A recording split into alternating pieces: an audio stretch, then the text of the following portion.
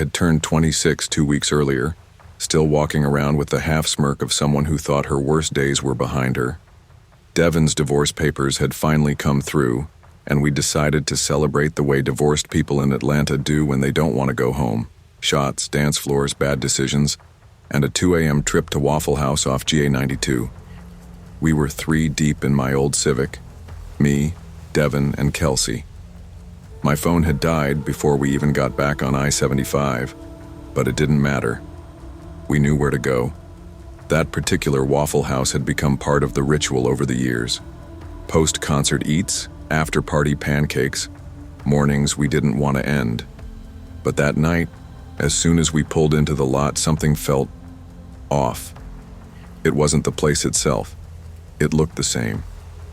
Flickering yellow sign. Cigarette smoke hanging in the air like fog.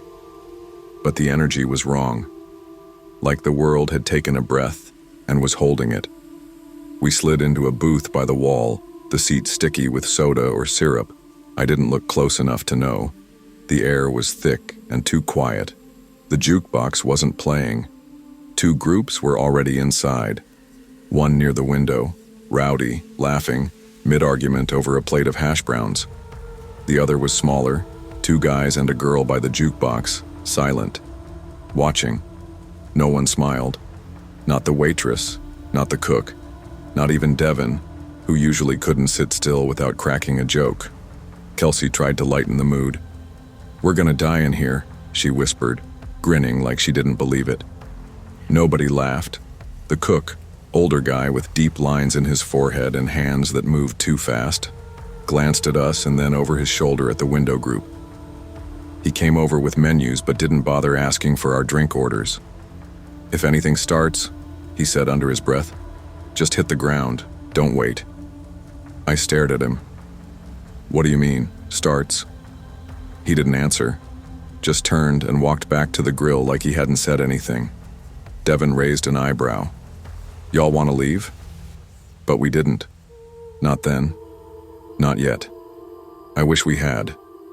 It all unraveled so fast I barely had time to breathe.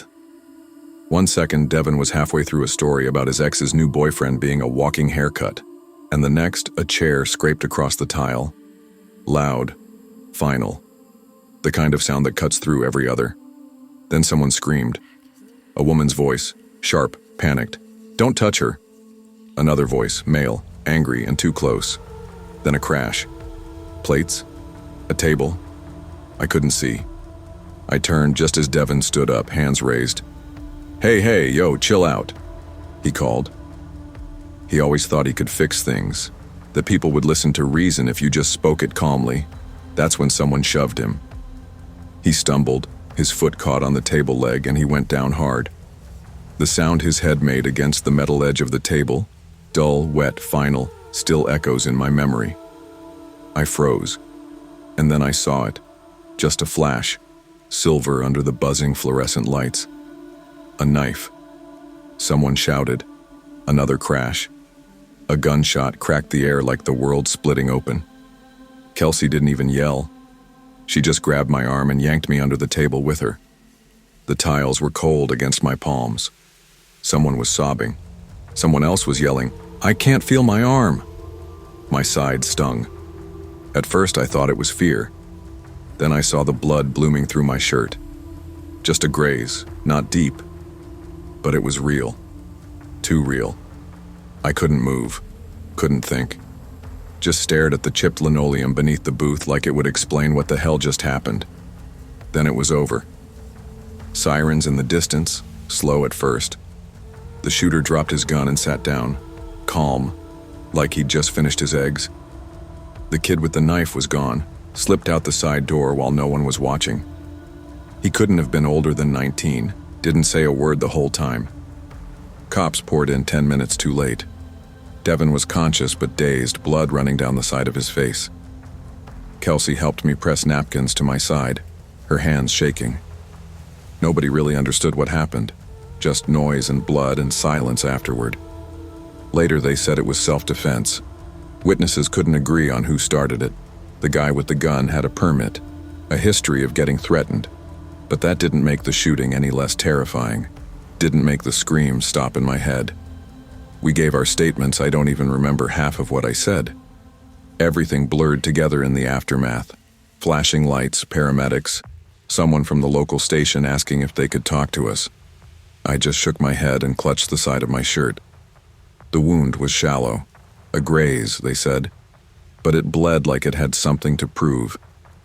Devin ended up with a mild concussion and 7 stitches.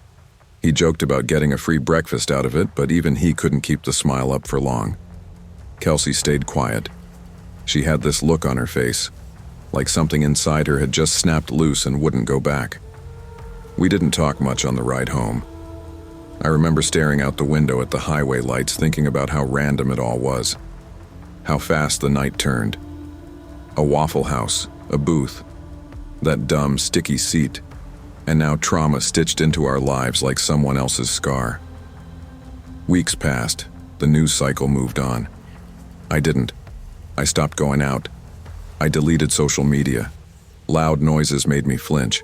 Even the smell of fried food made my stomach twist. I went back to work, but I was different. Less patient, more tired. My manager asked if I was okay once. I lied. The ringing in my ears wouldn't stop. Not a literal sound, but the echo of that moment. The scrape, the shot, the scream. Every time I heard bacon sizzle, I was back there. Therapy helped. A little. Not right away. The first few sessions were just me sitting there, saying nothing. My therapist was kind, patient. She asked the right questions. Do you feel angry? I didn't know how to answer that. I wasn't angry. Not at the shooter. Not even at the kid with the knife. I was angry at the randomness, the fragility of peace, the way a night meant for healing turned into something I'd carry for the rest of my life. Devin and I drifted, not intentionally, just quietly. He moved to Savannah, said he needed a restart. Kelsey stopped replying to messages altogether. I heard she started going to church again, said it made her feel clean. As for me, I stayed. Same apartment, same job. But I stopped driving past exit 92. I couldn't. Even looking at that yellow sign made my chest tighten. Sometimes, late at night, I'd wake up sweating, convinced I'd heard the scrape of a chair. Sometimes I'd think, what if I hadn't ducked? It's been nearly 2 years now. I still haven't been back to Waffle House, any of them. I can't. There's a new scar on my side, barely visible, but it's there. A reminder of how close it came, how fast life can tilt. People always say, you never expect it, but I did. Maybe not that night, not that place, but somewhere. The world's been wound too tight for too long. You can feel it in people's eyes, the way they flinch when a door slams. Sometimes I wonder if part of me is still there, under that booth, waiting for another chair to scrape. But I'm trying. Some nights, I write everything down. Like this. Not because I think it'll fix anything, but because silence makes it worse. And here's what I've learned. Peace is not permanent. It's something you hold on to with both hands. And when chaos comes, because it will, you have to choose. To freeze, to run, or to survive. That night didn't make me fearless, but it made me aware. The world can change in a second, and the ones who walk away aren't always the lucky ones. They're just the ones who carry the weight. I moved to Lebanon, Tennessee 2 months after burying my Aunt Lila. She'd been more mother than aunt, more stability than anyone else in my family. When I got the call she'd passed, stroke in her sleep, it hit like a slow collapse. She left me her trailer just outside town, a rickety single-wide tucked behind a line of scrub pine. Rent-free. No neighbors for miles. It felt like the first good thing to happen in years. I needed it. I was just a year clean. Off pills, out of court, off probation. And I thought maybe if I stayed somewhere quiet long enough, the noise in my head would stop. I got a job on the overnight shift at Waffle House on West Main. They weren't picky. Just needed someone who could show up, keep the eggs flipping, and not steal from the register. I told myself it was temporary, a bridge, something to keep me upright. That night was a Tuesday, and my manager, Rita, had called out sick, migraine, or maybe whiskey.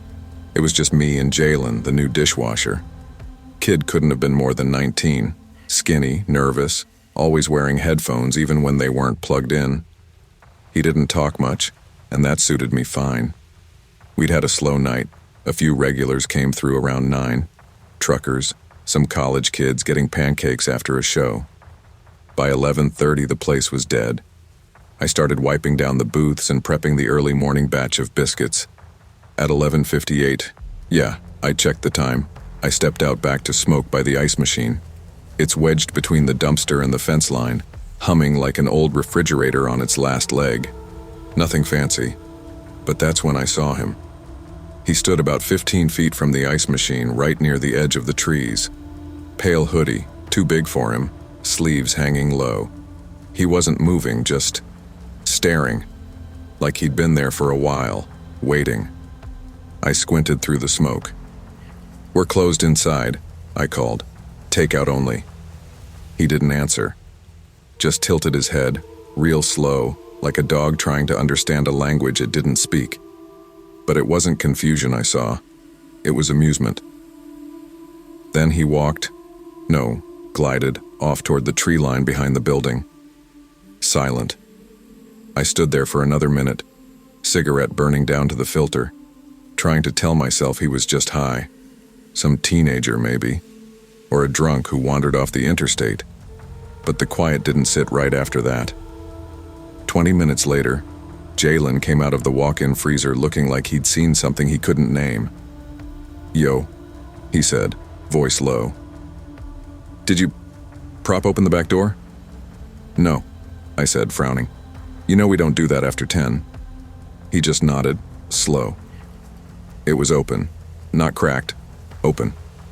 A chill rolled through me that had nothing to do with the freezer. I pulled the security monitor up on the tablet behind the register. We only had 4 cameras: front register, cook line, parking lot, and the back lot where the ice machine sat. The front and cook line were fine, parking lot clear. But the back feed, just static, like old TV snow. No feed, no timestamp, just fuzz. I smacked the tablet. Nothing changed. "Must be busted," I muttered, trying not to let Jalen see my nerves. "Or someone yanked it," he said, like covered it. We didn't talk much after that. He stayed in the dish pit, headphones on. I moved through the motions, restocking syrup, filling ketchup bottles, checking the waffle irons. Around 12:45, I was in the back supply closet grabbing more creamer when I heard it. A stall door creaking. The employee bathroom sits behind the supply room. Single toilet, flickering light, always smells like old bleach. I froze. We hadn't had a customer in nearly an hour. The front bell hadn't chimed. No one had come in. I stepped back into the hallway. "Someone in there?" I called. Silence. I pushed the bathroom door open, slow, and he was there. Barefoot, standing on the sink like a gargoyle, hoodie soaked like he'd just climbed out of a pond, skin pale, almost gray, eyes wide, unblinking, lips split in a grin that didn't belong on any human face. I stumbled back, slipped on the tile, and slammed the door shut behind me. "Jalen!" I yelled, scrambling up. "Jalen, someone's here!" He came running, holding a spatula like it was a weapon. But when we opened the bathroom door again, it was empty. Sink dry, no footprints, no damp spots on the floor, nothing. Jalen looked at me for a long second. "You good?" I nodded too fast. He didn't press, but he didn't laugh either. We finished the shift barely speaking, ears tuned to every little creak and hum of that haunted-feeling building. By the time the sun started bleeding into the windows, I'd already made up my mind. I wasn't coming back. I quit before the next shift, didn't wait for Rita to ask questions. Just dropped my key, said thanks, and drove back to the trailer like I was fleeing a crime scene. The roads were still wet from early fog, The sun hadn't cleared the trees yet, and every time I stopped at an intersection, I caught myself checking the mirrors, half expecting to see a soaking wet figure sitting in my back seat. When I got home, I locked the doors. Every one of them. I even shoved a chair under the handle just to feel better. I didn't sleep that day. Couldn't. The inside of my skull felt like a broken projector replaying him over and over. The stance, the grin, the way he whispered my name before I ran. He had whispered it. I know he had. I tried to reason through it. Maybe it was sleep deprivation, stress. I'd been working overnights, living alone, detoxing from more than just pills, trauma, grief, isolation. But there was something, too, specific about the fear. You ever feel a fear that isn't loud? Not the kind that makes you scream. The kind that sinks into your bones and just waits. That's what it felt like. Like something had looked at me, seen me, and now it was biding time. That night, I installed deadbolts, even on the inside.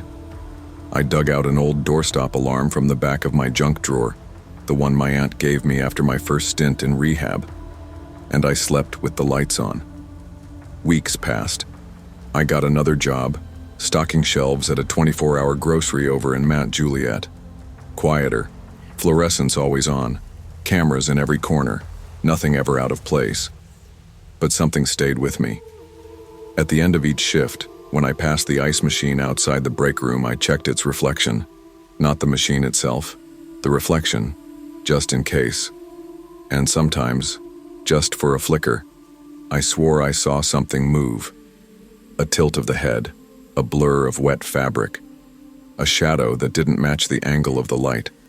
I never stayed long enough to check. Jalen texted me once. Just a thumbs up emoji and you weren't crazy. I didn't ask for details, didn't want to know. Whatever I saw that night wasn't a person, not really. People don't move like that, don't grin like that, don't vanish without a trace. Some things just follow you, not like ghosts. Ghosts are sad. This thing wasn't sad, it was curious. I keep the lights on now, not because I'm scared exactly. Fear fades, but habits form. I check locks twice, keep salt by the windows, never take out trash after midnight. You learn to live with it. Some nights I wake up and think I hear him whispering again, right outside the trailer walls, right behind the sound of the wind. My name, soft as fog on glass. Maybe I imagined it all. Trauma does weird things to the brain, but imagination doesn't leave shadows. It doesn't make you bleed cold. I don't tell people this story often. Who would believe it? The man behind the ice machine, the barefoot grin.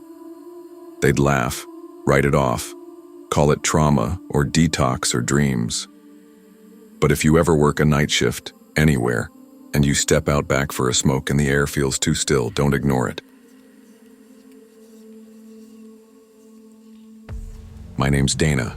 I'm 34, divorced, and I work, or worked, the graveyard shift at a Waffle House off Montague Avenue in Greenwood, South Carolina. Back then, I liked the quiet. I could come in at 9 p.m., pour myself a cup of coffee that tasted like burnt shoes, and work my hours without too much noise or need for small talk. The night shift drew a certain kind of person, truckers with long-haul eyes, couples mid-fight, drunks sobering up on scattered hash browns. None of them ever wanted much. And I liked it that way. It had been a hard year. I lost my baby in February, and my marriage didn't survive long after that.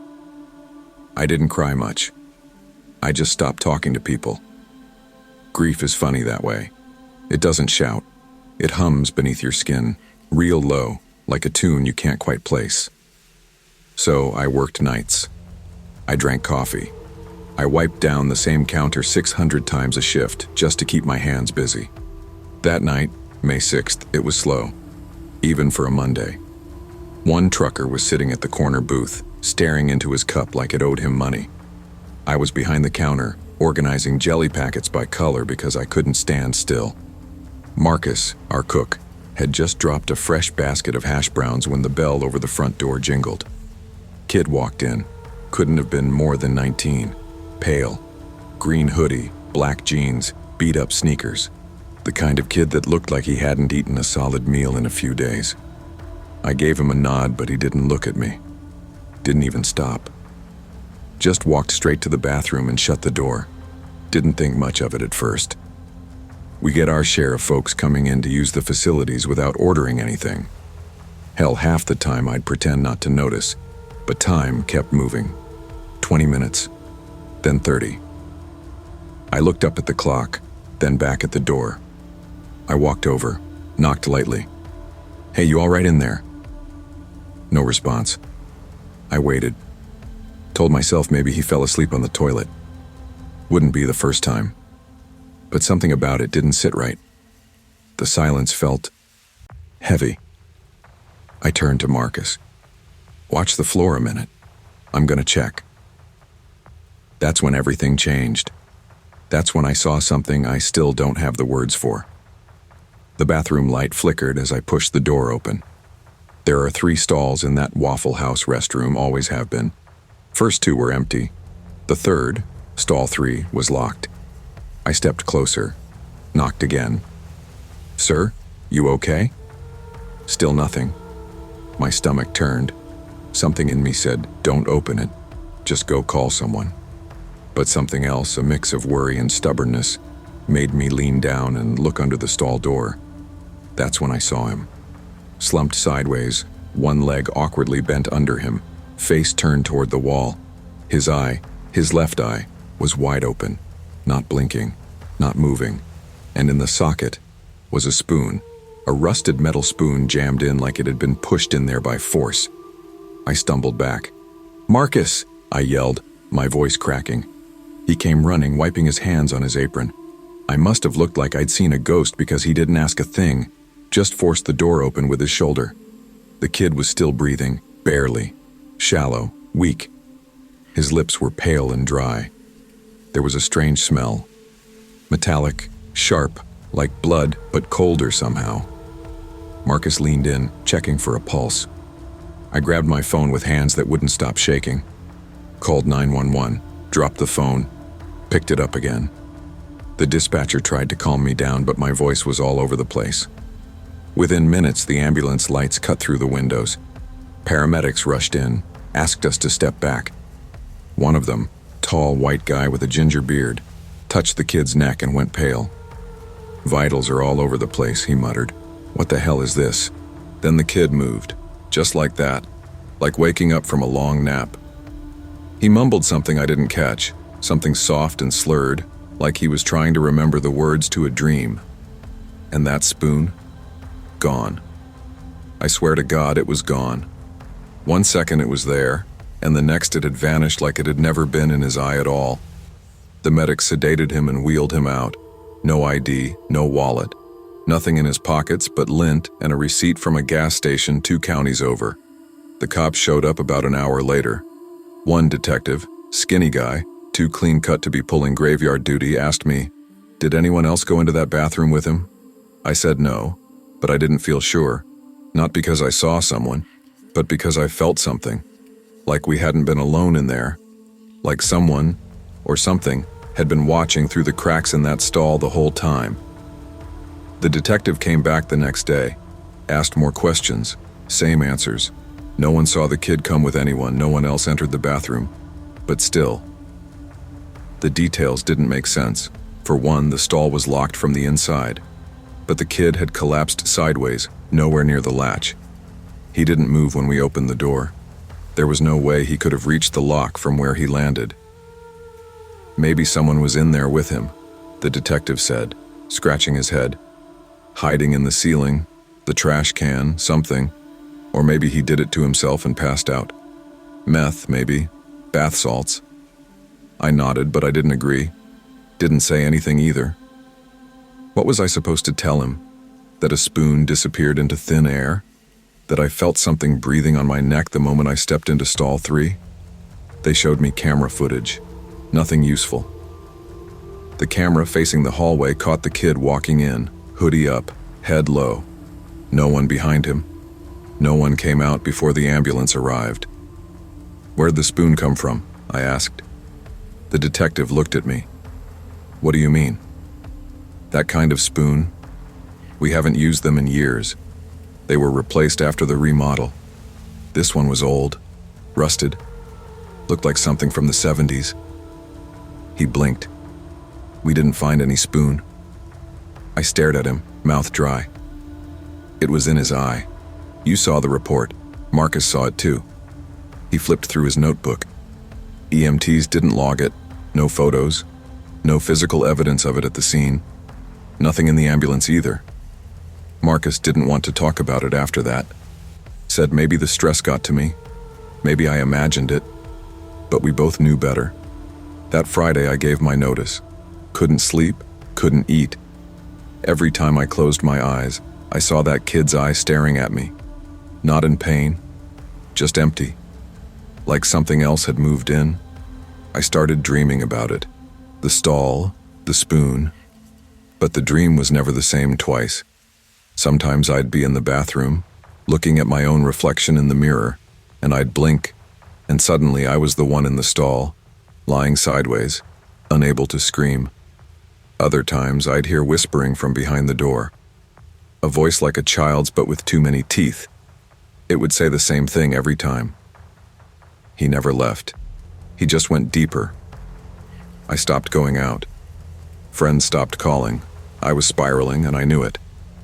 2 weeks after I quit, Marcus texted me, "You still dream about it?" I called him right away. "You too?" He didn't answer at first, just breathed into the phone. I saw him again. Who? The kid, or someone like him. Came in last night, looked right at me. Same eyes. I pressed the phone tighter. Did he say anything? Marcus's voice dropped to a whisper. He ordered a coffee, sat at the counter, waited until the other customers left. Then he leaned in and said, "There's more in the pipes." Then he walked into the bathroom. "What did you do?" I didn't follow. I didn't blame him. I don't know what's in that bathroom. I don't know where the spoon came from. But I know this much. Whatever happened to that kid in stall 3, it wasn't human. It wasn't drugs. And it sure as hell wasn't something we could explain away with cameras and checklists. Some places get marked, like bruises on the world. Months have passed. I moved to Asheville, took a job at a diner that closes at 10. No more graveyard shifts, no more public bathrooms with flickering lights. I see a therapist once a week. Doesn't help much, but I keep showing up. I read the news sometimes, though I try not to. Just last week I saw an article, barely a blip, about a similar incident in Tennessee. Young man found in a roadside diner bathroom, unconscious, no ID, and a rusted spoon in his eye. They called it a prank, kids messing around, but I knew better. See, there are places in this world where things slip through. Not always with sound or fury, sometimes just with a whisper and a cold metal spoon. Sometimes they come through pipes, or mirrors, or the cracks in stall doors that never fully close. And when they do, they don't leave through the door. Not every shadow is harmless, and not every silence is safe. Some places carry pain that doesn't belong to the living. Always pay attention to the quiet things, because that's where the real monsters hide. Some stories don't make sense even years later. The details get fuzzy, people say you were just a kid, or it was the trauma, or memory plays tricks. But I remember what happened. I remember the smell, the lights, the way my brother's voice sounded when they pulled him out of that freezer. I was 9. That summer, my mom was barely keeping it together. Dad had just moved out. He packed a U-Haul on the 4th of July, like he couldn't stand to spend another firework with us. Mom got real quiet after that. Everything became easy options and TV dinners. So when Cody's 6th birthday rolled around, she didn't want the noise or balloons or screaming kids. She wanted quiet. She picked Waffle House, 6301 North Tryon Street. I still know the address. Funny, the stuff that sticks. We got there around 7. It was muggy outside, one of those evenings where the air feels thick enough to drink. The sky was doing that weird pink to purple fade. I remember it clearly because I was drawing it in crayon on my placemat. Cody was bouncing in the booth like a sugar rocket. Mom looked tired, like bone tired. She ordered coffee and barely sipped it. The place wasn't packed. A few couples, one guy in a suit eating alone, two teenage girls sharing fries and gossip. We got a free slice of pie for Cody because it was his birthday. Our waitress, a woman with a star tattoo on her wrist, lit a single candle and sang him happy birthday half-heartedly. Cody didn't mind. He loved attention in any form. Around 7:30, the jukebox glitched. It started playing this old jazz loop, smooth at first, but then it skipped. The same 5 notes over and over again. I remember Mom muttering, "That thing's busted," but she didn't get up. A light above the booth flickered. Then 2 more in the back hallway blinked out completely. That's when Cody said it. "There's a waffle man," he whispered, licking chocolate pie off his spoon. "What?" He pointed to the kitchen door. "A big waffle man." He waved at me. I laughed. "You're so weird." But his face changed. His smile faded. He looked serious in that way only little kids can get. Like when they say something and you don't know if it's nonsense or prophecy. "He had buttons," Cody said, "and no mouth. He said I could come help him make birthday cake." Mom wasn't paying attention. She was talking to the waitress again, asking for a refill or something. I looked at the kitchen. No one there. Just the silver door swinging shut behind a cook. But something about Cody's voice stuck with me. Like it wasn't really a joke. It only took 15 minutes for everything to unravel. 1 second, Cody was sitting next to me, dipping his finger in a glob of whipped cream. The next, he was gone. Just like that. No chair scrape, no goodbye, no running off to the bathroom or anything. I turned my head to answer Mom's question about whether I wanted more hash browns, and when I turned back, the booth was empty. I looked around like maybe he'd crouched under the table, but the space was clear. No shoes, no laughter, no brother. "Where's Cody?" I asked. Mom barely looked up. "What do you mean?" "He's gone." She sighed. "Honey, he probably just went to the bathroom." But something in her eyes changed, that flicker of panic behind tired lashes.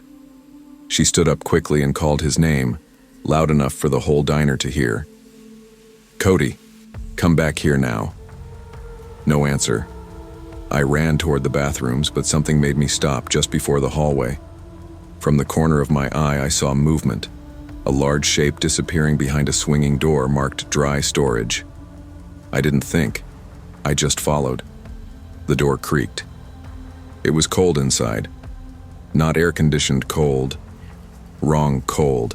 Like basement in a dream cold. Dusty shelves stacked with syrup jugs, pancake mix, cleaning chemicals. "Cody?" I whispered. Nothing. Then I saw it. Behind the last row of boxes. A costume head. Big. Brown. Made of foam. A cartoonish waffle face with stitching for eyes and black fabric where a mouth should have been. I stepped closer. Inside the open mouth was a single child's sock, striped blue and white. Cody's. I screamed so hard my throat ripped. I ran, tripped, hit the mop bucket, and didn't stop screaming until I was back in the main room. The whole diner turned quiet.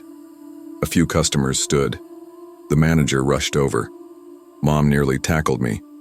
"He's gone," I cried. "He's in the back. There's a costume. There's a sock." People ran.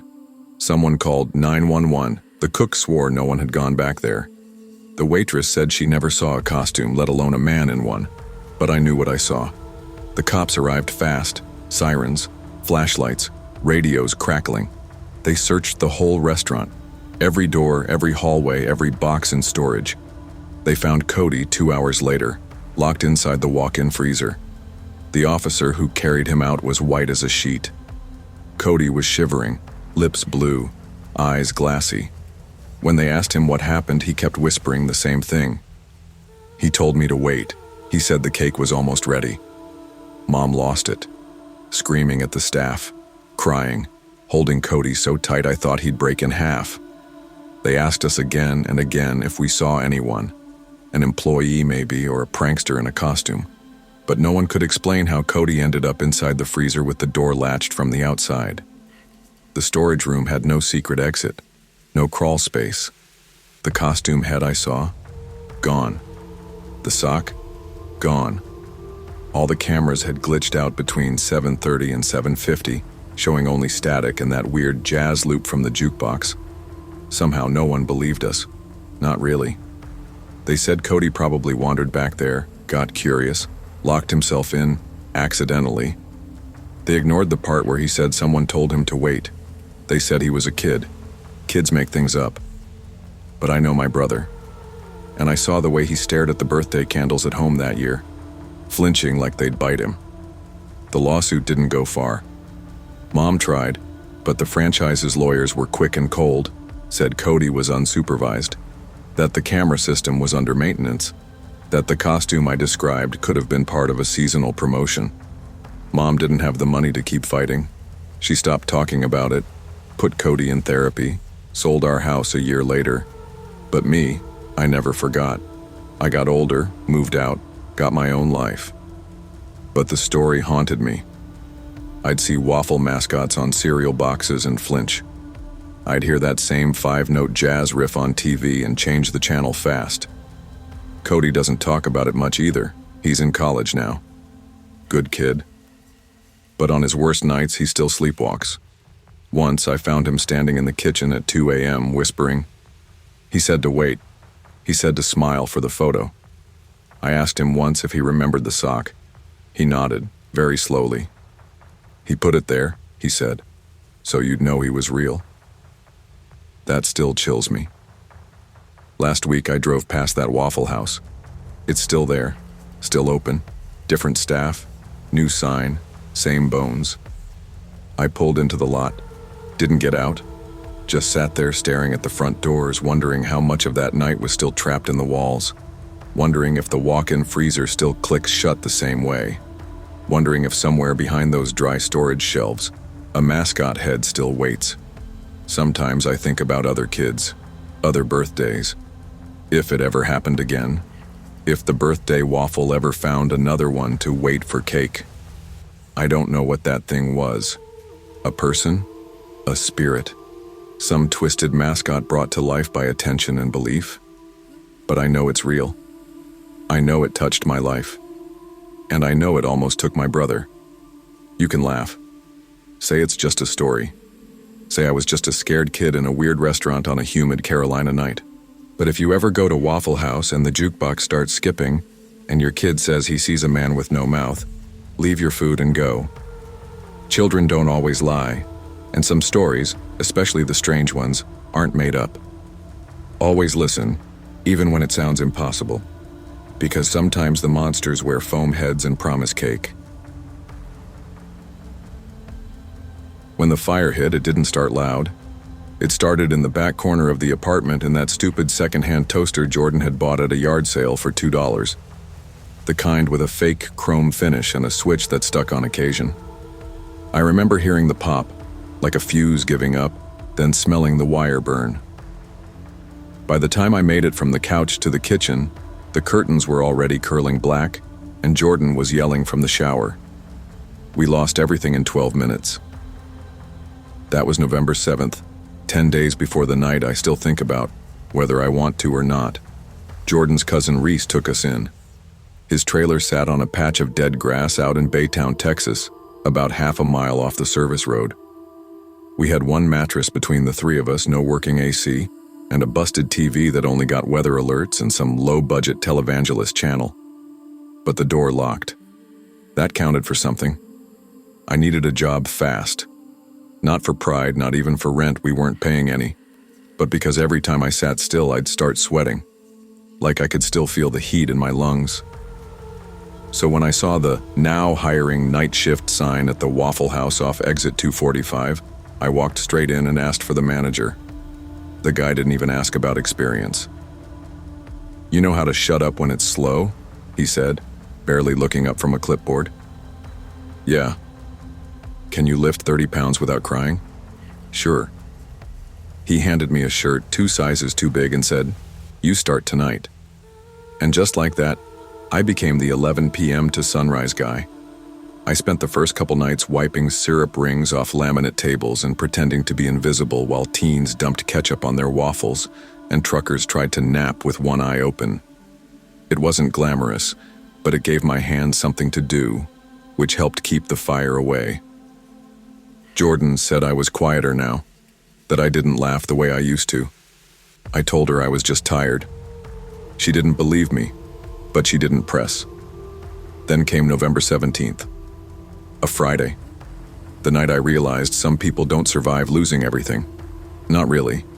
Some stay walking, stay breathing, but something else inside burns out. I thought it had just happened to me. I was wrong. It was just after 10:45 when he walked in.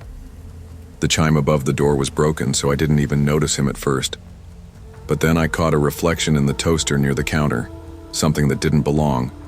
Man in a navy blue suit, shirt unbuttoned at the collar, no shoes. He walked in like the floor owed him something. Every step slow, deliberate, the kind of walk you see in funeral processions or war movies. He smelled sharp, like gin left open in the sun. I was restocking the soda cooler behind the counter when he sat down, right in the middle stool. Didn't look at the menu, didn't ask for coffee, just sat, staring at me. I tried to ignore it. You get weirdos on night shift, and rule number 1 is don't poke the bear. He waited, just watched. Then finally he spoke. "You ever lose everything?" I glanced at him. His voice was deep, steady, didn't slur. "Excuse me?" I said. He leaned forward, elbow on the counter like we were old friends. "You look like you have. People with fire behind their eyes always do." I didn't know what to say to that. I hadn't told anyone here about the fire. Not the manager, not the cook, not even the guy who sold me socks at the gas station across the lot. I nodded barely. He smiled. Not kind, not crazy. Just sad. "Then you get it." The cook, Randy, stepped out from the back with a fresh tray of hash browns. He gave the man a look. "You want something to eat?" The man didn't move. Then out of nowhere, he slammed his fist on the counter, rattling the syrup bottles. "She left me," he shouted. "Took the car, took the damn dog. You know how that feels?" "Sir, I'm gonna have to ask you—" "Don't you dare tell me what to do," he growled, grabbing the butter knife from the napkin holder. Before any of us could react, he pressed it against his own cheek, dragging it down just enough to draw blood. "You want a show?" he said, eyes wide. "I'll give you a damn show." Randy backed up fast, nearly slipping. I stepped away from the counter, my hand fumbling under the register for the emergency call button. The man threw his coffee, scalding, fresh coffee, across the counter. Most of it hit the back wall, but some splashed Randy's arm. He yelled and dropped the tray. "Cops are on their way," I said. The man stared at me. "Good." Then he sat back down, calm as rain. 6 minutes later, the police came. 2 cruisers, no sirens, just flashing lights and tired eyes. The man didn't fight, didn't yell. He let them cuff him like it was a favor. One officer gently pulled the butter knife from his hand like you'd remove a toy from a sleepwalker. They talked to him for a bit, then radioed something back to dispatch. One officer came over to me while I tried wiping up the spilled coffee and adrenaline. "His name's Daniel Price," the cop said. "Former pastor from Houston, got evicted last week. Wife left him, lost custody of their kid this morning." The officer shook his head. "Poor bastard's been bouncing around truck stops for 3 days. Told us he just needed someone to listen." I didn't know what to say. Pastor? He hadn't said anything about God, not one word, but maybe he didn't need to. Randy was still icing his burn with a wet towel. "That guy wasn't drunk," he muttered. "He was drowning." We closed up early that night. First time I'd seen them shut the lights off before 5 a.m. I rode my bike back to the trailer without speaking. Jordan was asleep when I got in. I didn't wake her. I sat on the floor for a long time, just staring at the wall. All I could think about was his eyes. That moment before he yelled. How they looked so much like mine had in the mirror last week, like something behind them had gone hollow. I asked for a shift change the next morning. Morning crew only, I told the manager. He gave me a look. You good, man? I didn't answer, just stared at the floor until he nodded and scribbled something on the schedule. Jordan noticed the difference right away. Said I was more there, but also more distant. Like someone had flipped the switch back on, but the current wasn't right. I didn't argue. I didn't have the words for it. It's a strange kind of damage, what that man left behind. It wasn't trauma like the fire, loud and hot and bright. It was quieter, slower, like rust creeping over something that once worked. Some nights I thought about going to see him. I asked around. Turns out he got placed in a rehab shelter run by a small church. I never went. I wasn't scared of him. I was scared I'd look into his face again and recognize even more of myself. It's been 4 years now. I left Baytown, got a warehouse job in Beaumont. Jordan and I split eventually. No big drama, just quiet mutual burnout. She said I stopped laughing again. Maybe she was right. I still drive past that Waffle House sometimes, off exit 245. I think the manager still works there. Place hasn't changed much, but I never go inside. I haven't eaten eggs since that night. Not because of what happened exactly, but because every time I smell them, I think of that man. That man who lost everything, who cracked open like a rotten shell in front of us and bled his grief all over the tile. And the worst part? I understood him. Fire doesn't just take your home. It takes the map of who you thought you were. Sometimes all it leaves is a reflection in a window, a face in a diner, a butter knife in your own hand before you realize you're gripping it too tight.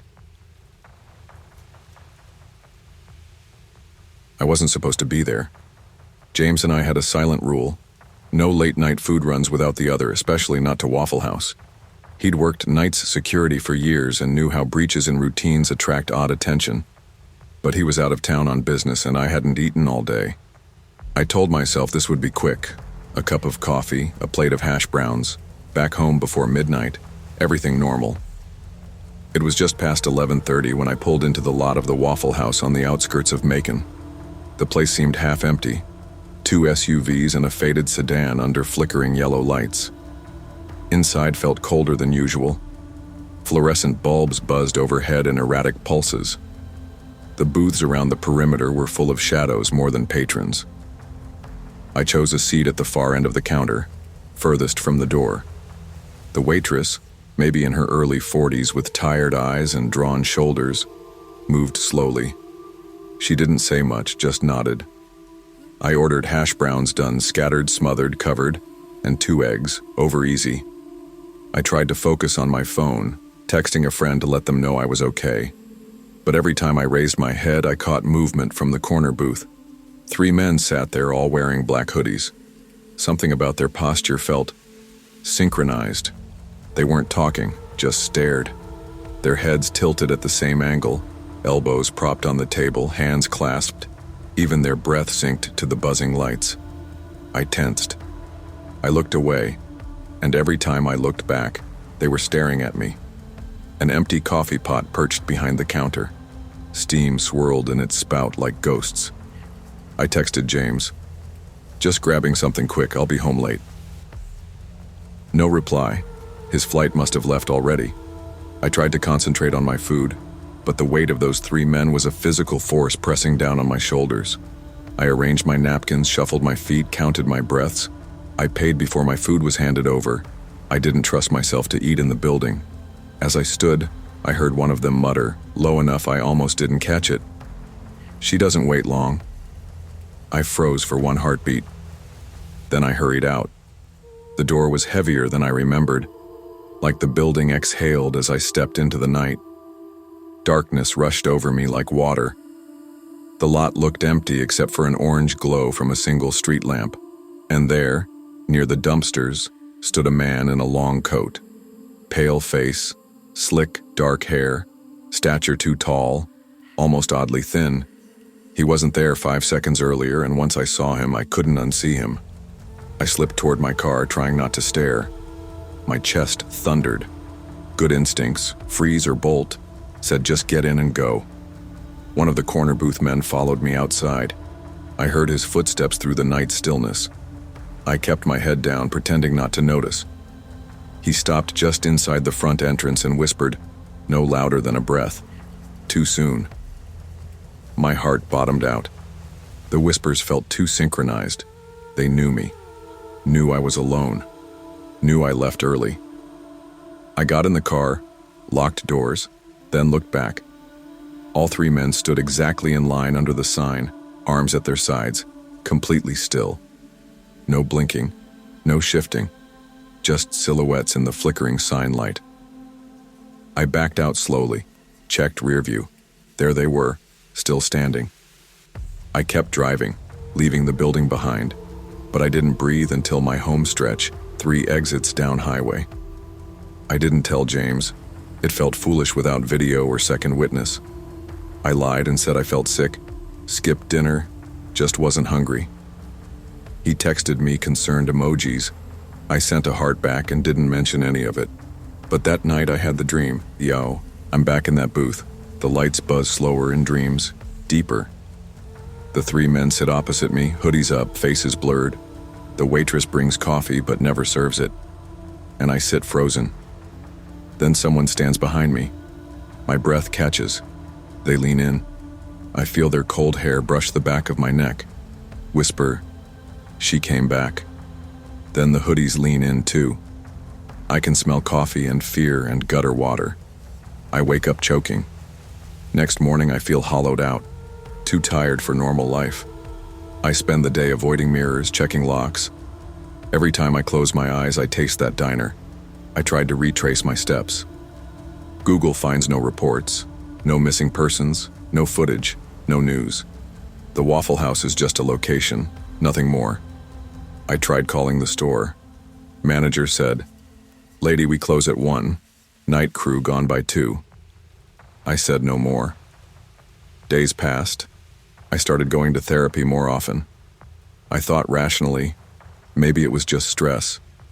I had a deadline at work, James's trip stress, not eating proper meals. But the synchronized posture, the whisper heard only by me, it wasn't stress. It was something else. I decided to see someone, a local historian who tracks urban legends, haunted places. She looked over the Waffle House hardware store lot, highway embankment. She asked about strange events before, after. Any more sightings? Unexplained deaths? People missing? I said no, but didn't mention the whisper.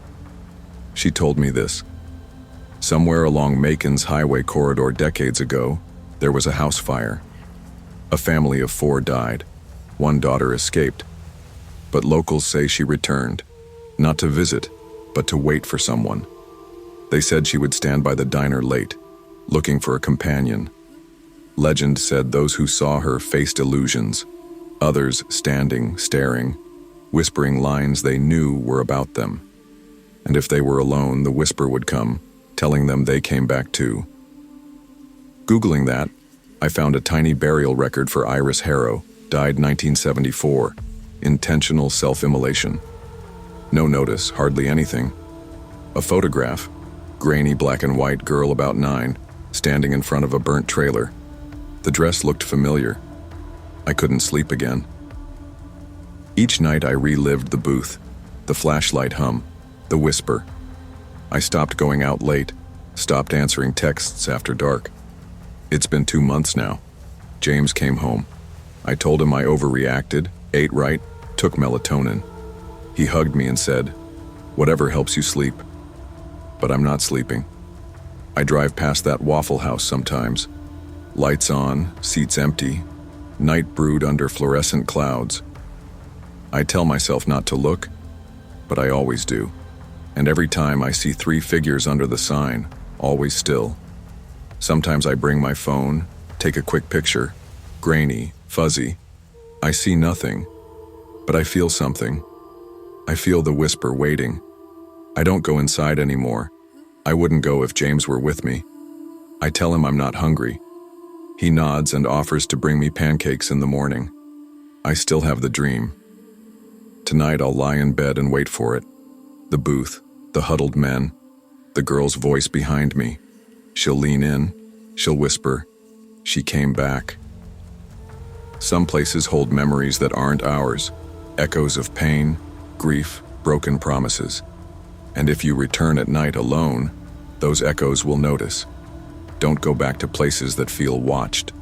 Trust the whispers you can't explain. They might be telling you to leave and never return.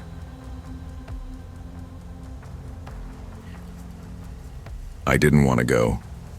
Church ended late. The sun had reached full glare and I just wanted to go home. Mom, though, was set on a little reward for the twins. Good behavior pancakes, she called it.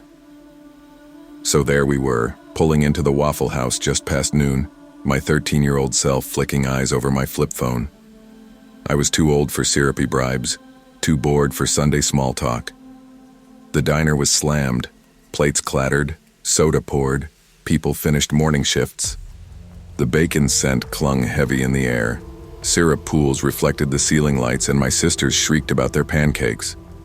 I sat by the front window, earbuds in, pretending to text someone. That's when I noticed him. Tall, bleach blonde, skin too tan, hair slicked back like he'd stepped out of a glossy magazine. He worked behind the counter, flipping orders, but he kept glancing in my direction. Not directly, but like he knew I was there. I stared at the ceiling tiles, trying not to feel his gaze. He moved closer, wiping his hands, then slipped around the counter and walked toward our booth. My mom was mid-scoop of syrup, my sisters squabbling over sausage. He leaned in, shoved something in my hand. Game tokens, a handful of little plastic discs with dollar signs, casino-sized. I blinked. "We don't do games here," I mumbled. He grinned, too wide, too hungry. "Not the kind you think." My heart fluttered. "What do you mean?" He dropped his voice low. "Truck's out back, if you want to win something real." Seconds later, he ducked back inside, sliding behind the counter like he belonged. My chest rattled. Mom looked up. I tucked the tokens into my pocket, shrugged sheepish. "Some kid gave them to me." She smiled indulgent. I forced a laugh. After we left, I tucked the tokens into the glove box. Why did he choose me? I was just a kid at an overpriced pancake place, bored and quiet. But his token, his look, it felt like he saw something worth talking to. I lied about the tokens for sure. Mom asked later. I played dumb, but I couldn't stop thinking about it. Those wordless seconds between his last syllable and the trucks out back echoing in my head. That night, I powered on my ancient desktop, logged into AIM, old school, wondered if he'd reached out again. I should have deleted the tokens, thrown them in the trash, but I kept them in my sock drawer because they scared me. Then, a ping. No name flashed in my buddy list. The message read, "You looked right at me. That means you're curious." I stared at the screen until my fingers trembled. I typed, "Who is this?" Nothing. I deleted the message, blocked no name, and shut down the computer. But I didn't sleep. I lay in bed. Token shadows under my pillow felt heavy, like they carried the promise of something I didn't want. Next morning, I tried to act normal. My phone died halfway to school. I reused a school laptop. I couldn't log in fast enough before the principal called me to the office. "Your mother called. Saw something odd out front yesterday." My heart stopped. My mom told them about the tokens. The principal promised to call the police. I felt like crying for two reasons. First, because I didn't want police involved. Second, because I thought someone might come for me. I'd expected more follow-up from school or law enforcement, but nothing happened. No calls, no questions. The principal said I'd done the right thing. Days passed, morning routines continued, until the afternoon I got off the bus and almost ran into it. His truck, parked across the street from our apartment. Rust spots, cracked windshield, faded bumper sticker reading, Waffle House family. Exactly like the man had said, something real. I froze. My breath hitched. My mom rushed out when I texted her. We called the police. By the time they arrived, he was gone. No footprints, no note, no sign. Just the truck with the wiper side clue, a single game token wedged between the dash and the seat. I snapped the photo and sent it to the detective. He looked at me, sympathetic but distant. He called the Waffle House. The manager said they'd let the guy go weeks ago for boundary issues. They couldn't confirm his identity. No charges stuck. Misunderstanding, they said. He waved me off. The detective patted my shoulder. Kid's imagination. He stashed the token as evidence and disappeared. I went home feeling smaller than my 14-year-old self ever had. Nothing about his gaze or whisper or appearance in my life made sense, but the token remained in my backpack like a ticking timer. My junior year loomed. School, friends, soccer, life went on. I buried the token in a drawer. But every time I turned the key, I remembered his grin. He texted me again. Curiosity bites. This time it wasn't AM. Came through a burner number. I nearly jumped out of my skin. I texted, "Who are you?" No reply. I told Mom I changed my number and wasn't hungry for weird episodes. At night I replayed it. The diner, the tokens, the truck looming across the street. I envisioned his long coat ruffling in windless streets. I saw him slipping tokens through glove boxes, waiting for curiosity. It felt like manipulation, but also a challenge. I thought maybe it was about power. Maybe he found kids' easy marks, tiny hungers, bored minds. Maybe he wanted to show he could pierce the ordinary. Senior year came. I grew taller, smarter. I kept my phone lock codes tighter. I refused to go near that Waffle House again. I kept the tokens locked away, only bringing them out sometimes, touching the ridged edge, reminding myself I escaped. When I left for college, I mailed them back with an anonymous letter. Stop. I never saw the truck again, never got another text, never saw his face. But I still remember his grin. More than that, I remember how easy it was to feel seen, to feel targeted. He didn't say much, but his presence taught me that ordinary places can hide strange people, and small tokens can carry big threats. Trust your instincts, even in mundane places. If a stranger offers something strange, especially to a kid, it's not curiosity, it's manipulation. And sometimes, the scariest people are the ones who whisper, but don't need a megaphone. I had just finished my last college exam, and I drove home in that strange post-test fog, muscles on autopilot, mind still tangled in calculus. The clock read 11:45 p.m. when I stepped off the interstate into a small town so nameless I couldn't tell you what state. The shadows of trees leaned against empty buildings and streetlights blinked half-heartedly. My phone glowed 2% before it shut off, and I pulled into a Waffle House 2 exits down. Open late, warm inside, coffee guaranteed. The parking lot was nearly empty except for a dusty black sedan with no plates. I shrugged off the uneasy sensation settling in my chest. Late night drive, odd cars, nothing new. Inside, the diner sat under cold fluorescent bulbs, half lit with humming fans and the scent of bacon laced with grease. A waitress, mid-40s, with red-rimmed eyes, smiled wearily when I ordered coffee to go. I told her where I was heading. "Long haul home, sugar?" she asked, voice soft as vinyl on old chairs. "Yeah, state line's another 50, I lied. "Drive safe," she said, pressing the cup into my hand like handing off a lifeline. 5 minutes later, I was back on the road. I glanced at the mirror and spotted the sedan pulling from the lot. No headlights, just a dark shape that seemed glued to my tailpipe. I told myself I was imagining things through a fog of exhaustion. But as I merged onto the highway, mile marker flashing past, that same dark sedan floated behind me. No braking lights on curves, no flash of metal in headlights, just a lingering shadow in my rearview mirror. I shifted lanes. It stayed. I sped up. It kept pace. My pulse thumped hard. I pulled off at an exit and navigated a grocery store parking lot expecting a loop around, but instead the sedan followed, parking 5 spaces away. 3 men stepped out, not running, just stepping. One draped in a work jacket, another tall and lean, the third shirt loosened at the collar. They stood there, silent, waiting.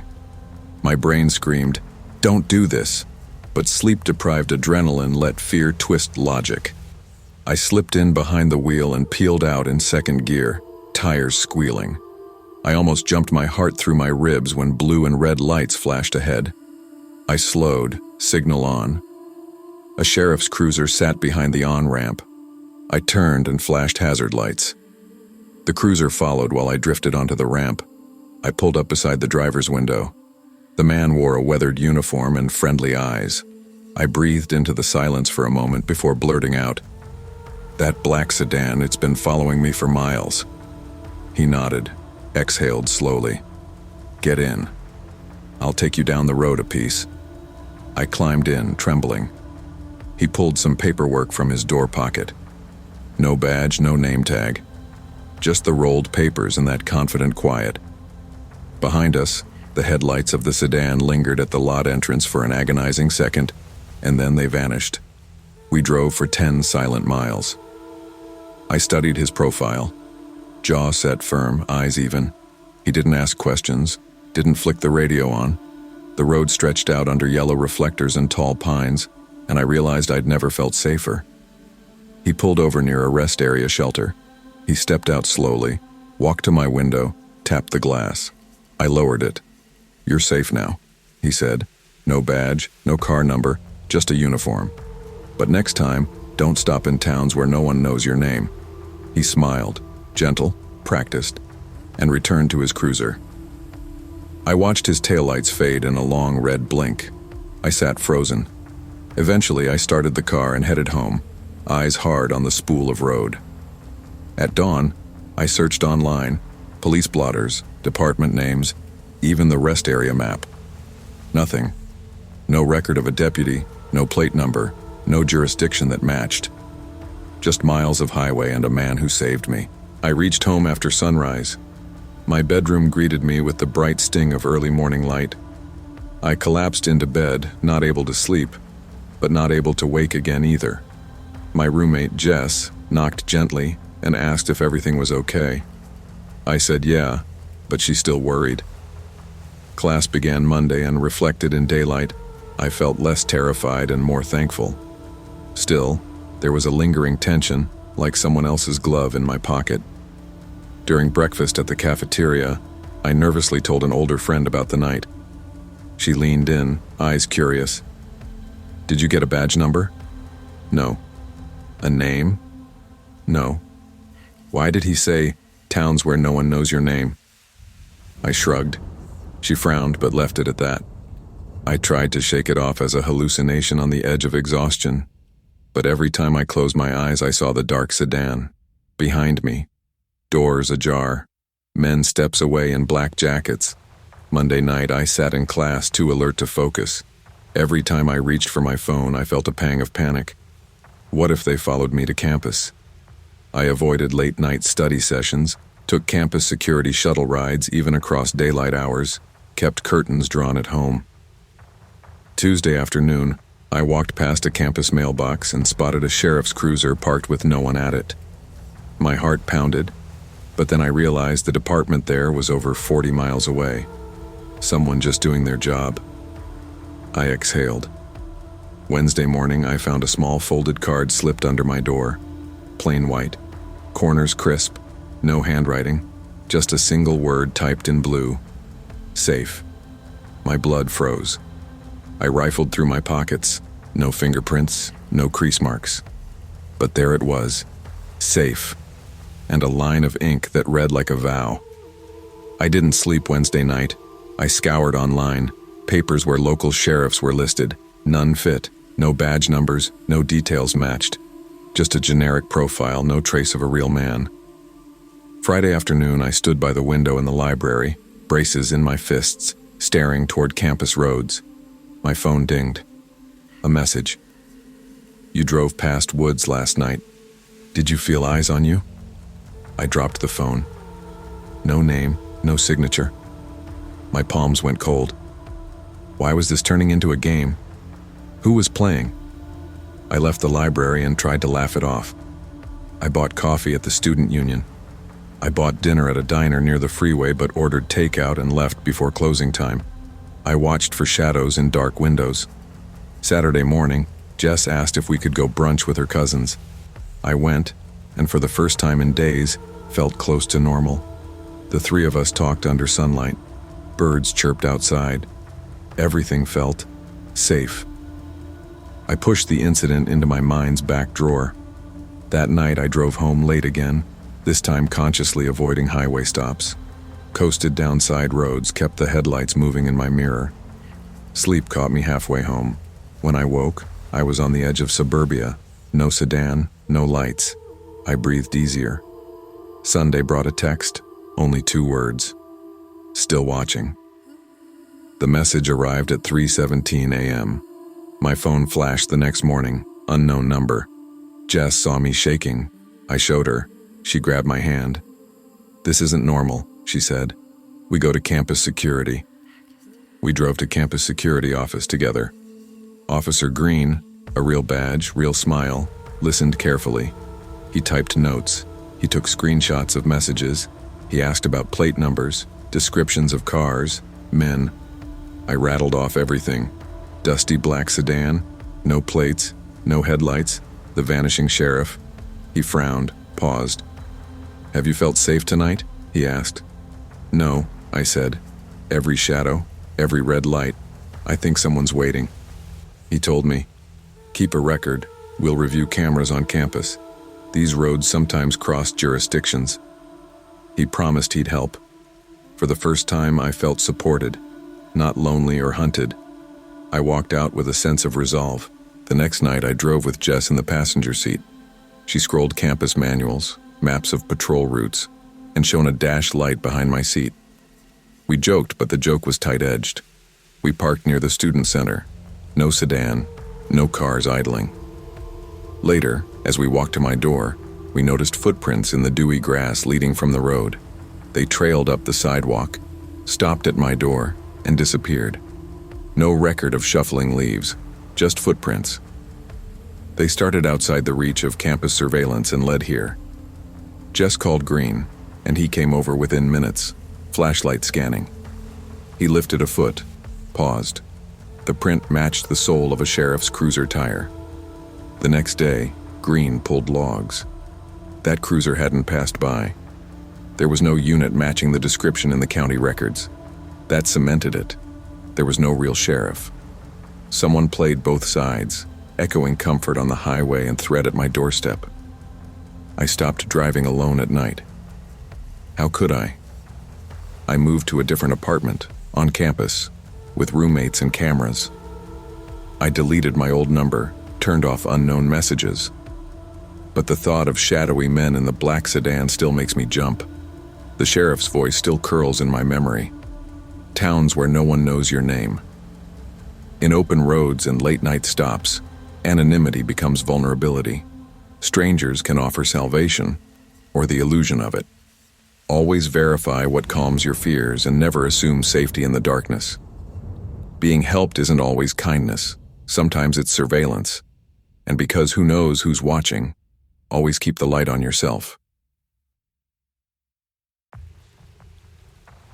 I was 7 the first time I saw him. We were on our way to my aunt's house in Birmingham when Mom decided to stop for coffee. I sat in the booth, swinging my legs, my flip-flops tapping the vinyl seat. Mom was buried in her paperback, tossing me crayons I didn't ask for. The Waffle House on the highway looked like every other one I'd seen. Bright fluorescent lights, checkered floor, coffee brewing in giant pots, all that familiar comfort.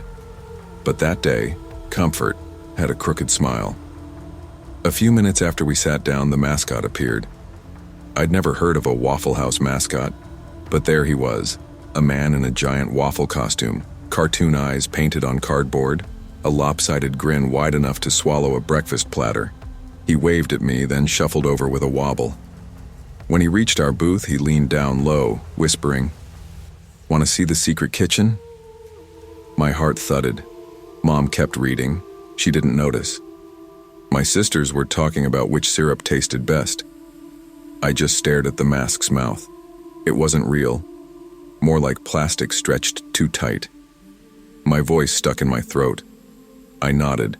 The mask didn't blink. He held out a gloved hand. I stood and followed. He led me past the dining area, past the greasy, humming grills, to a narrow door near the freezers, the kind I'd seen in TV shows but never in real life. No sign, no handle. He tapped 3 times. The door swung open. Inside, a dim hallway stretched ahead. The lights flickered. Some fluorescent bombs, half dead, casting intermittent shadows over patches of concrete. It smelled like bleach and cold steel. "Come on," he urged. His voice came through a hole in the mask, low and raspy, like it was his real voice walled behind layers. We walked in silence, the echo of my shoes bouncing off one bare wall after the next. We reached a heavy door with no latch, just a padded surface. He laid his hand on it and said, "It's more fun inside." My chest squeezed. I shook my head. "No way," I mumbled. He didn't argue. He stepped into the hall and got smaller until he was just a cone of silence behind the flickering bulbs. I ran. My legs pumped fast, banging off walls and tiles, water dripping overhead from a loose pipe. I didn't stop running until I tumbled into the dining room. Mom looked up. "What? Why are you—" I couldn't speak. I pointed. The entrance to the hallway was empty. No mascot, no man, nothing. That afternoon, Mom talked to the manager, big bald guy with a name tag that read Clint.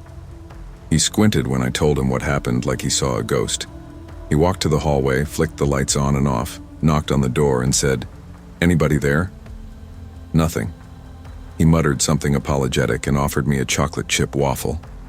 I shook my head. My appetite was gone. Mom apologized. She paid the bill and left quickly, her face tight with worry. I stared ahead, the booth cushion indented from my weight, the crayons scattered like witnesses. My sisters asked where I'd been. I said I got water. Mom drove fast back to Aunt's house. I sat in the back seat, legs drawn up, staring out the window at the dark fields. Later, I asked her if it was real.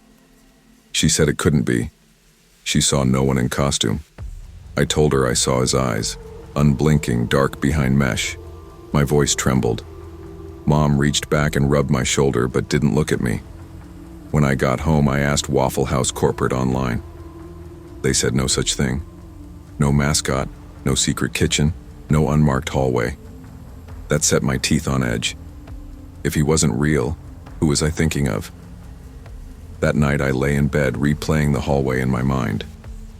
I heard distant flickers, like lights failing thousands of miles away. I smelled concrete dust and bleach, and I wondered how close I'd come to opening that door. The next time I arrived at that Waffle House months later, I sat at the counter near the window, visible, unescapable. Mom sat across from me, iced tea in hand. The twins were elbow to elbow at a booth, coloring pages numbered 1 to 20. The restaurant was busy, plates clanged, waitresses balanced trays, and a soft country song drifted from the jukebox. I half wanted to ask about the hallway, but changed my mind. Clint came by and asked if I wanted cream in my coffee. I nodded.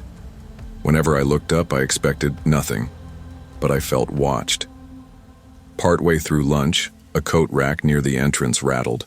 I glanced. Empty coat rack. My pulse jumped. My sisters laughed at crayons. Mom asked me to smile for a picture. I managed it, though my smile was thin. I returned her phone and she tried again. 3 weeks later, I asked about the hallway again. Clint said it was a service corridor, plumbing access, HVAC maintenance, never used by customers. He tried lighthearted. "We should put up a sign." I nodded. He gave me a plastic smile that didn't reach his eyes. That night, I Googled service corridors and secret kitchens. I learned about hidden passages in restaurants, Blocked areas, maintenance spaces. Some are closed off for health regulations, some are tripping hazards, but none you open with a tap and whisper. None that lead to padded doors in the back. The tokens he gave me earlier? Not there. I'd never received tokens. I dismissed the idea I'd imagined it, but the weight stayed inside my chest. Years passed. I left Birmingham, went to high school, pulled grades up, studied architecture, maybe to draw hallways that made sense. Whenever I ate breakfast out, I always sat facing the door. I never go near hallways I didn't come in through. But every year on the anniversary of that day, I dream about the hallway. I walk past dozens of booths, the diner half empty. I see the mascot slipping back into the kitchen with no one noticing. I see the unfinished hall, the door, the light flickering on my face. And sometimes, I open it. I dream I sit in the chair he left behind, head tilted, silent. I pick up a handful of arcade tickets, endless streams of them, and I watch them turn into pancakes, into waffle patterns, into eyes. Then I wake. I'm 24 now. I've visited plenty of Waffle houses, travel for work. I walk the halls of old diners, haunted air dim in corners. I once worked at a breakfast chain that had an old hallway behind the restrooms. My staff called it the tunnel. They dared each other to go there for a cigarette. I never went in. I still drive by that Birmingham location sometimes. It looks the same as I remember. Golden lights, grease sheen windows, booths full of families and truckers. I've thought about asking Clint or corporate about remodeling, if that hallway is still locked. But I never go in. I wonder who that man was. If he really wore a mascot costume. If the unblinking eyes belonged to someone ordinary, or something else. But I know this. Kitchens have secrets. Hallways sometimes lead you back, even when you'd rather stay invisible. Doors don't always say no trespassing in bold. Not all doors should be opened.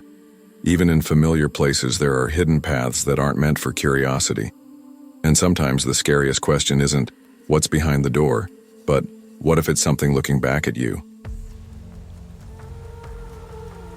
Friday nights at the Waffle House had a rhythm, an anxious beat that thrummed under the hum of fluorescent lights, the clang of dishes, and the hiss of fryers. Locals, travelers, college kids, and truckers all blended together under greasy ceilings. I'd been working the night shift for 2 years. It wasn't glamorous, but I knew every regular by name and order. Brian, the young college guy, always ordered extra bacon. Lisa, the trucker, wanted a side of grits and hot tea. And then there was Mike. Mike came in every Friday, around midnight or shortly after, depending on how the highway traffic treated him. He'd shuffle in with a small smile, pull out a folded pair of singles from his wallet, always neatly creased, and place them tip-side up in his coffee cup. He liked his hash browns double thick, chili on top, and black coffee. We all called him Hash Brown Mike. He never rushed, never complained, didn't talk much, but he had a calm dignity that cut through the late-night haze. That night started like any other. Collision of orders, clink of plates, sizzling fat. I cleared tables while Marcus grilled hash browns.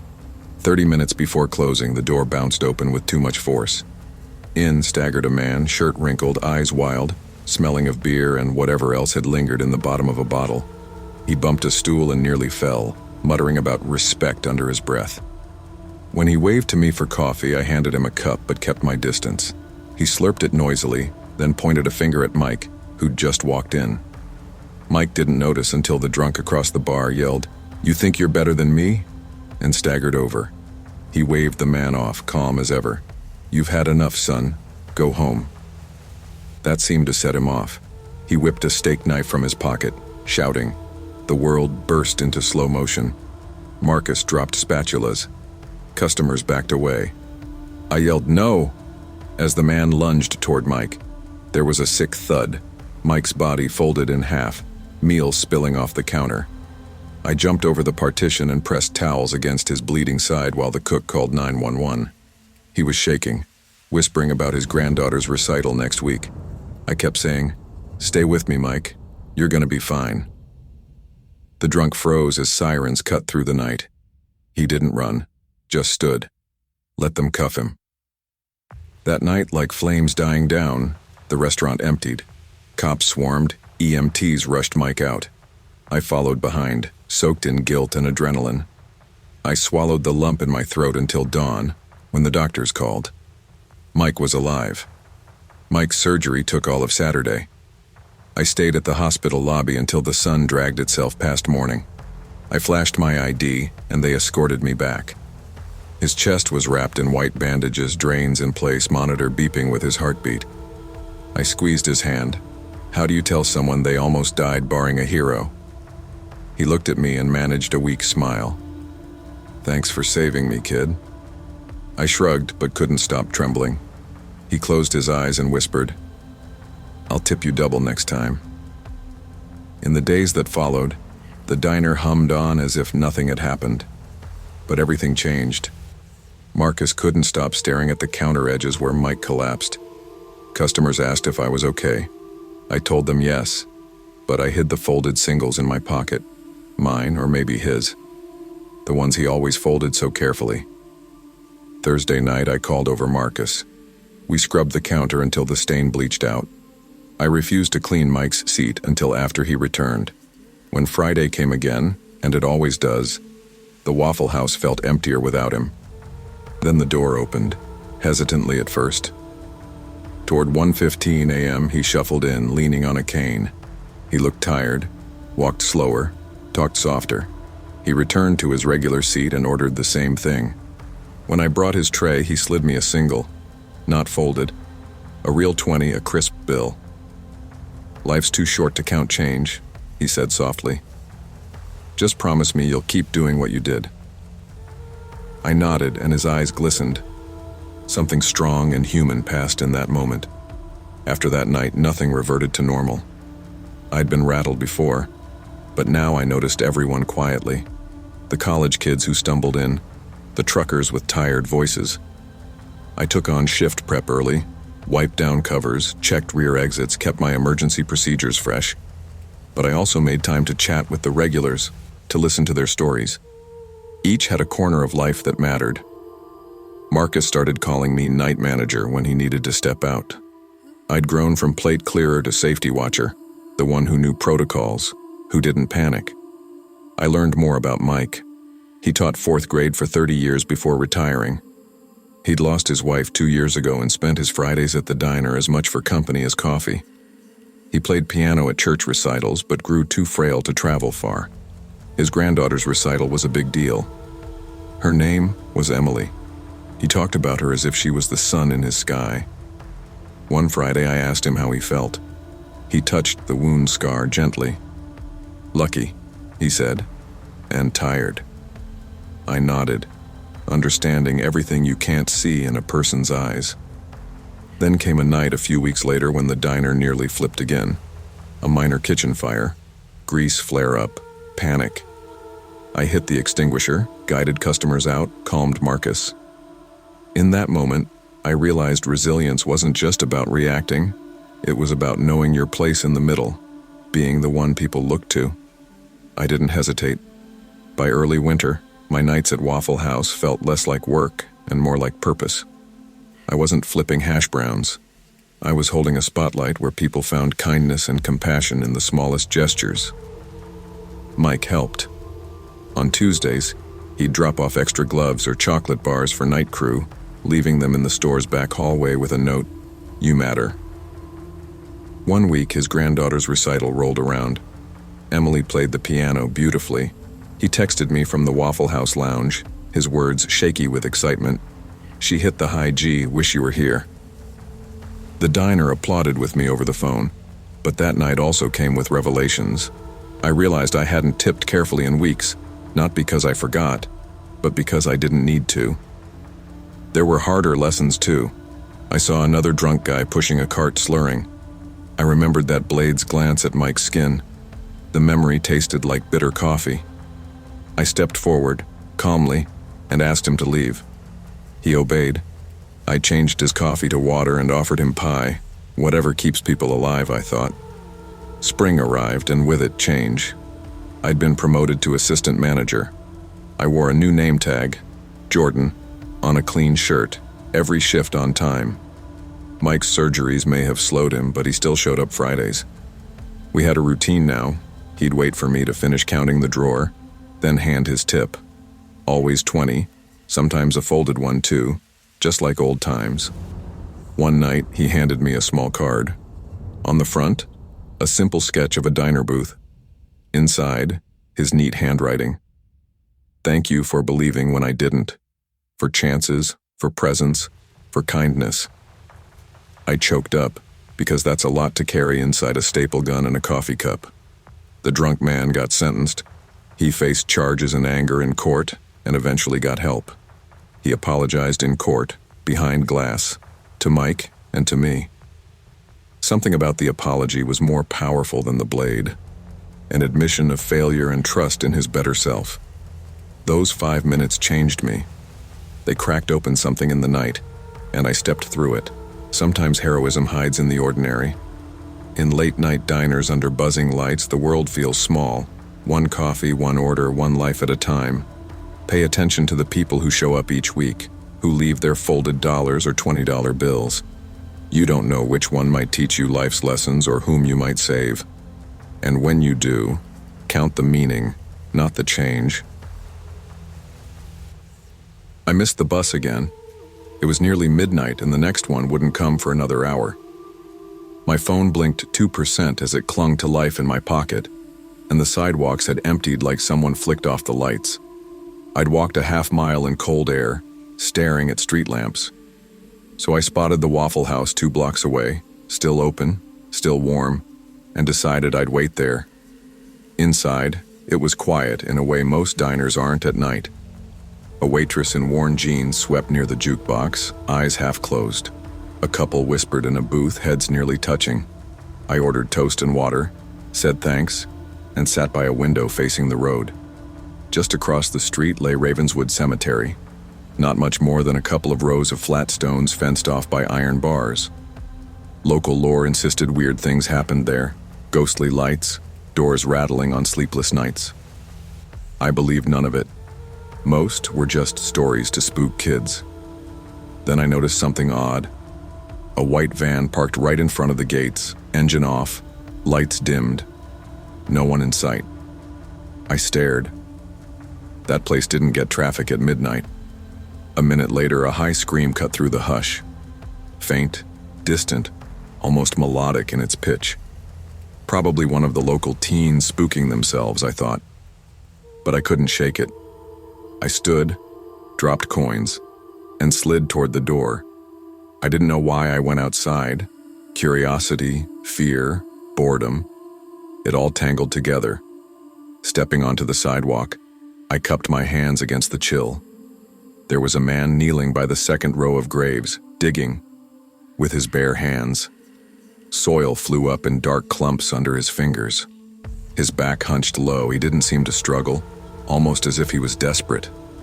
Then he stopped, slowly turned toward me. I froze. His face looked like he'd been buried himself, dirt caking his hairline, collar, cheeks. But his mouth, it was pulled too wide like a grin held open. He didn't speak, just stared. My heart thudded. I spun and dashed back inside. The door slid closed behind me with a soft thunk. I tapped the latch twice. My body shook without me realizing it. The waitress looked up. Everything okay? I pointed through the window. There's a guy, he was digging in the cemetery. She peered out. The street lamp's glow hit empty asphalt. That van? I nodded. She frowned, walked out to check. I stayed at the window. I saw her step up by the gate, hands on her hips. Then, nothing. When she walked back in, she shook her head. No van, no man. It never moved. I sat down again, mouth dry. She offered me coffee, no charge. I accepted. I kept glancing out the window until I had to leave. 12 more minutes till the next bus, she said. I nodded. After she turned away, I looked again, but the van wasn't parked there anymore. When the bus pulled up, I climbed in, told the driver, "Always check behind you." He laughed and said, Funny kid. The next morning I saw a flash on the local news. A story about Ravenswood. Someone broke in overnight, dug up a girl's grave. Police had no leads, no clear motive. No body part reported missing. Just overturned soil and a nameplate stolen. I caught my breath. The gravestone belonged to a girl, Tara Mills, who died a decade ago at age 8. I'd heard kids at school say she still haunted the place if dared after dark. I replayed yesterday's sight in my head. The man's hands, the soil. I remembered the scream. Tall, desperate, chilling. I texted Mom the link to the news. She didn't reply. At school, rumors buzzed, someone filming their scared friend on TikTok. I didn't say anything. But when I walked home that night, I turned toward Ravenswood. It lay silent, still. My stomach twisted. The third night, I went with my phone's weak flashlight. I didn't tell anyone. I needed to see if he was still there, if he pulled anything else out. I leaned with my palm against the iron gate. The van wasn't there. I breathed deep. I thought I'd go home, chalk it up to imagination. That's when I heard a shovel scraping faintly. I froze. I followed the sound down the side sidewalk and saw it. Fresh dirt dug up. I crouched near a disturbed patch. Beneath the ground, wet soil. No corpse, but a shape. A small box metal bound. A voice behind me, broken, cracked. "You shouldn't be here." I spun. The man from before watched me from shadows, mouth too wide, eyes sunken like hollow wells. He held a shovel, blade pointed down. The dirt clung to his sleeves. He didn't look violent, just owning that place. He said softly, "I'm fixing it." He stepped closer. I stumbled back. My flashlight fell and flickered. I ran. When I got home, I locked my door and texted Mom, Dad, anyone. No one answered right away. I barely slept. Next day, the news reported police detained a man near Ravenswood. He'd turned himself in, holding a rusted shovel. He claimed he'd been digging up his niece's memory. You see, she had died, and he needed her bones to move on somehow. He talked of guilt, her screams in the night. Police arrested him. Forensic teams searched the grounds. I watched it all with trembling hands. Did I push that man into jail? Or did I point out someone suffering? I avoided the cemetery after that, took a longer route home. I rode the bus even when I didn't miss it. Some secrets don't die when graves are planted. Curiosity can rescue, but it can also expose broken lives tending old wounds. And when someone digs into the darkness, what they pull out may not be what you expect. But it's still human, still sorrowful, still real. Be careful what you uncover.